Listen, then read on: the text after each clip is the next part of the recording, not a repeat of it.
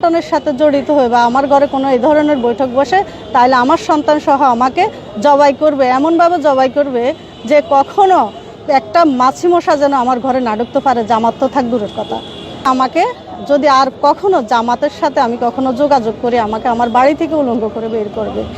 কালকে আমাদের মহিলা সংগঠনের জামাতের একটা মিটিং বসছে, আমরা ওইখানে দাওয়াতি কাজে নিয়োজিত হইতেছি এবং কি নির্বাচনে আমরা করতেছি, কথা বলতেছি।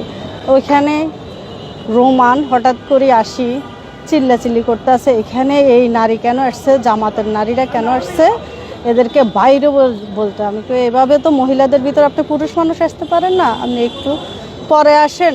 এর পরবর্তীতে উনি চিল্লাচিল্লি বাবলু এবং কি রুবেল এরা সহ আরও কয়েকজন লোক আসি উল্টাপাল্টা কথা বলতেছে, গালিগালাজ করতেছে। আমি কি এভাবে তো নারীদেরকে কথা বলা যায় না, আপনারা এভাবে কথা বলতেছেন কেন? কি বলছে এখনো পিডি নাই, পিটাই বাইর করবো। পরে বলো বাইরো নইলে তোমাদেরকে পিটাই এখান থেকে বাইর করবো। তখন কর্মীরা দ্রুত বাইরে যাওয়াতে এরা সব আমার সবগুলা রুমের ভিতরে ঢুকি ওনাদেরকে মারবো ধরবো, আমার বাচ্চাদেরকে হুমকি দিতে আছে, আমার হুমকি দিতে আছে। যদি কখনো আর আমি এই সংগঠনের সাথে জড়িত হয়ে বা আমার ঘরে কোনো এই ধরনের বৈঠক বসে তাহলে আমার সন্তান সহ আমাকে জবাই করবে, এমনভাবে জবাই করবে যে কখনো একটা মাছি মশা যেন আমার ঘরে না ঢুকতে পারে। জামাত তো থাক দূরের কথা, এইভাবে তারা আমাদেরকে হুমকি দিচ্ছে। আমাকে যদি আর কখনো জামাতের সাথে আমি কখনো যোগাযোগ করি আমাকে আমার বাড়ি থেকে উলঙ্গ করে বের করবে। গতকাল 8-10-2025 বুধবার বাংলাদেশ জামাত ইসলামী নোয়াখালী এই শহর শাখার অধীনস্থ 7 নম্বর ওয়ার্ড জামাতের মহিলা বিভাগের পক্ষ থেকে নির্বাচনী প্রচারণার উদ্দেশ্যে একটি মহিলাদের উঠান বৈঠক অনুষ্ঠিত হচ্ছিল 7 নম্বর ওয়ার্ডের মধ্য করিমপুর গ্রামের নূর আলম চৌধুরীর বাড়িতে। সেখানে আমাদের মহিলা বিভাগের কর্মী তাজনাহার আক্তার এর বাসায় বৈঠকটি হচ্ছিল। উক্ত বৈঠক চলাকালে হঠাৎ করে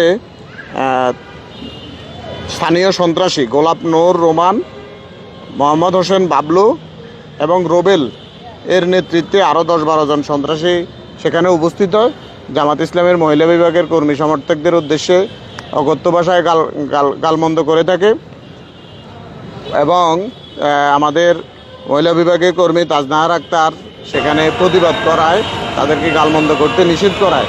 তার 4 জন কন্যাসহ তাকে জবাই করে হত্যার হুমকি দেওয়া হয় এবং পরবর্তীতে আজকে 9-10-2025 তারিখ সকাল 11টায় পুনরায় ওনার বাসার সামনে কয়েকজন সন্ত্রাসী মোটরসাইকেল যোগে গিয়ে সেখানে আমাদের বোনকে হত্যার হুমকি দিয়ে আসছে। সপরিবারে হত্যা করে লাশ গুম করবে হুমকি দিয়েছেন।